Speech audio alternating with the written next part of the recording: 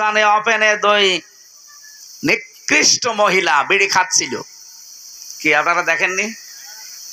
এরা আবার এখন ফতোয়াবাজি করছে। স্বরাষ্ট্র উপদেষ্টার পদত্যাগ চাই। স্বরাষ্ট্র উপদেষ্টা যা বলেছে ঠিক বলেছে, যে পাবলিক প্লেসে আপনি রোজার মাসে ধূমপান করবেন, মানে এখনো পর্যন্ত আইন আছে যে 50 টাকা জরিমানা যদি ওপেনে কেউ সিগারেট খায়, বিড়ি খায়। নেই? আর ওরা মেয়ে লোক, ওকে মেয়ে লোক বলা যায়? ওর স্বামী যদি বিড়ি মিড়ি খায় তাও তো একটু হালকা মেনে নেওয়া যায়। আর ও শয়তান মহিলা, ওরে চিরে ফেলা দরকার শয়তানগুলো। আবার সুশীল নাম নিয়েছে। এগুলো বাংলাদেশের জন্য ক্যান্সার।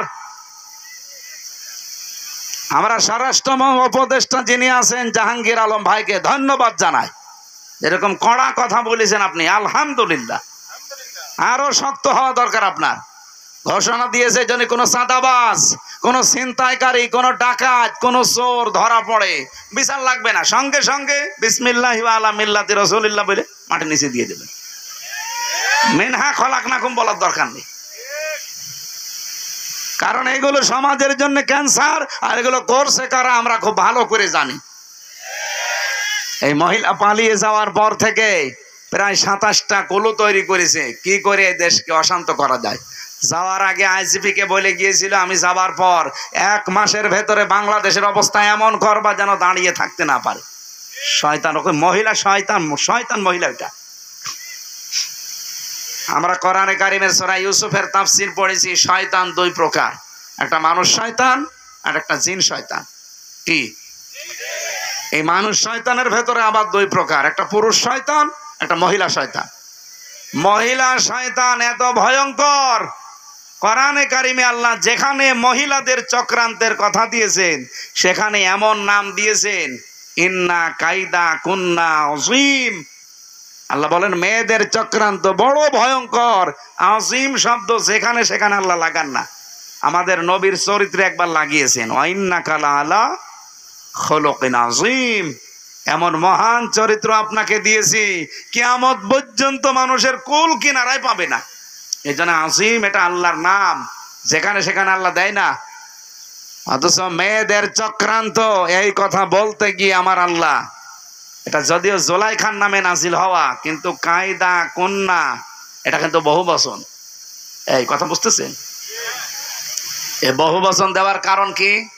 কারণ জুলাইখাই শুধু শেষ না, যুগে যুগে জুলাইখার এরকম হাজারো ভাই বোন আসবে দুনিয়ায়। কে বলেন?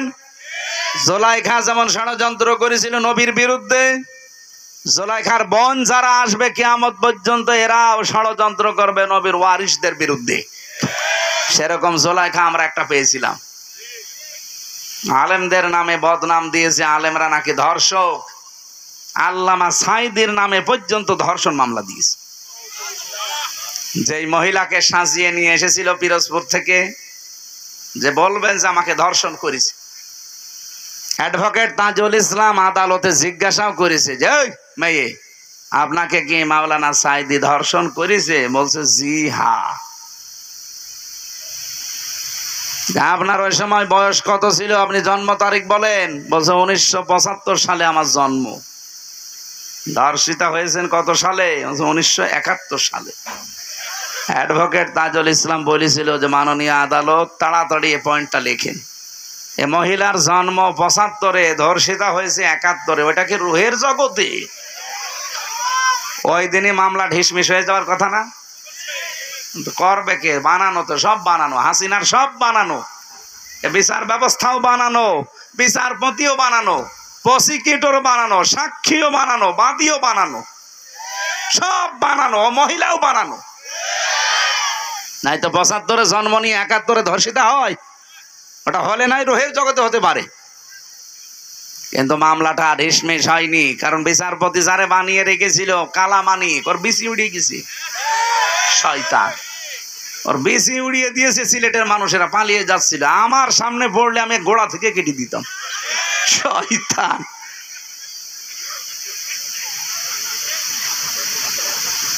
সেদিন আমার গাজীপুরে মাহফিল ছিল, আমি সেই রুমে ছিলাম, ফাঁসির কন্ডেম ছেলে ওর পাশের রুমে। আমি ছিলাম 16 নম্বরে, 15 নম্বরে, ওনাকে এখন 16 নম্বরে আছে।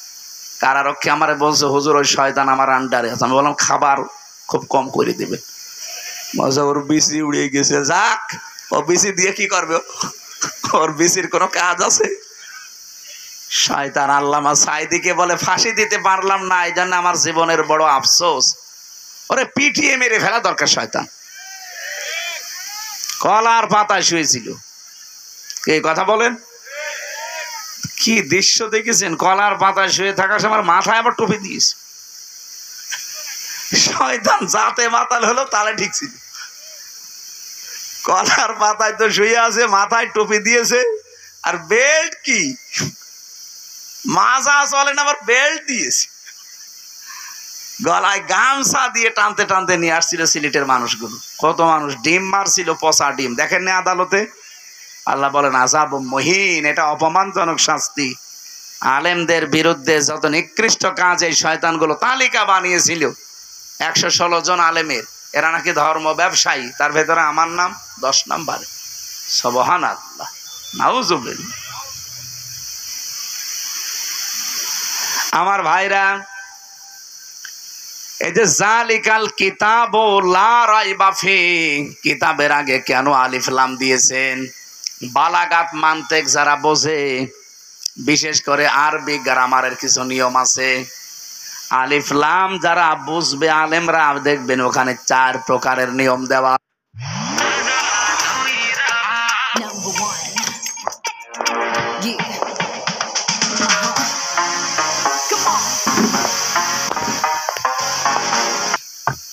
আলিফ লামে ইস্তিগরাকি, এটা গরকন মানে ডুবন্ত পানি আছে না, ঠান্ডা, গলা আরো বসে যাবে।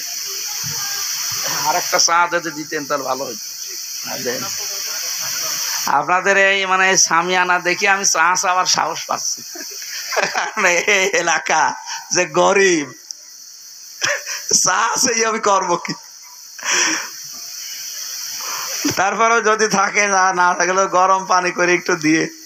আমার মনে হয় এই বছরে যত অনুষ্ঠান করেছি, আজকের এইটাই সবচেয়ে গরিব পার্টি। এখন আমার যাওয়ার সময় তো আবার 300 টাকা দেবে না তো? না, সেদিন দিয়েছিল। ও, ওইদিকে ভালো আছে, আলহামদুলিল্লাহ। তো আপনারা আর একটু ভালো করে করতে পারতেন। এইটা তো এই যে রেকর্ড হচ্ছে, তো দেখছেন এই যে কতগুলো কিরমান কাতিবিন, এরা কালকে এটা দেখাবে, বলবেন এই রাজশাহীর বাগমারা, এই দেওপাড়া নাকি, এইটা যেন দেখাইন না ভাই, একেবারে সরাসরি আসমান দেখা যাচ্ছে। থাক, তারপরও গরিব মানুষ হলেও এরা, এদের ইমান শক্ত আছে, আলহামদুলিল্লাহ। গরিব মানুষকে আল্লাহ এবং রাসূল বেশি ভালোবাসতেন, আমরাও এদেরকে বেশি ভালোবাসি। আর বাংলাদেশের রাজশাহী তো আমাদের কাছে, রাজশাহী, চাঁপাইনবাবগঞ্জ, সাতক্ষীরা আমাদের আবেগের জায়গা। সারা বাংলাদেশে আমার যতটুকু বাস্তবতা ধারণা আমি জানি, আল্লাহ যদি কিয়ামতে জান্নাত দেওয়া আরম্ভ করে, প্রথমে সাতক্ষীরা দিয়ে আরম্ভ করবে, এরপরে চাঁপাইনবাবগঞ্জ, এরপরে রাজশাহী, আর আমার কুষ্টিয়া থাকবে 64 নম্বরে, কারণ গাঁজার আড্ডা। ও জেলায় জন্ম নিয়ে ঝামেলায় আছে। আর অন্য জেলায় জন্ম হলে ভালো হইতো, ও ছাতা পরিচয়ও দেওয়া যায় না। আর বড় বড় শয়তানগুলো আল্লাহ পাঠিয়েছে ওখানে, ওই যে ইনু, নুনু, এরপরে হানিফ, কত অত্যাচার যে করেছে আমারে।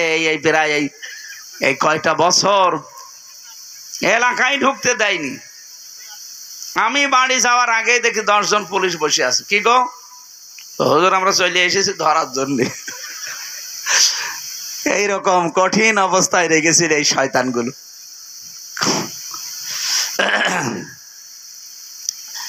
গরকন শব্দের শাব্দিক অর্থ বলছিলাম, দেখি আপনাদের মেধা কেমন। গরকন মানে কি?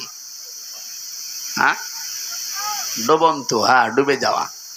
এখানে যে আলিফ লাম আল্লাহ দিয়েছেন, আল্লাহ রাব্বুল আলামিন এই আলিফ লামকে গরকন বলেননি। হ্যাঁ, আলহামদুলিল্লাহি রাব্বিল আলামিন, ওখানেও আলিফ লাম আছে হামদের আগে, ওইটা কিন্তু আলিফ লামে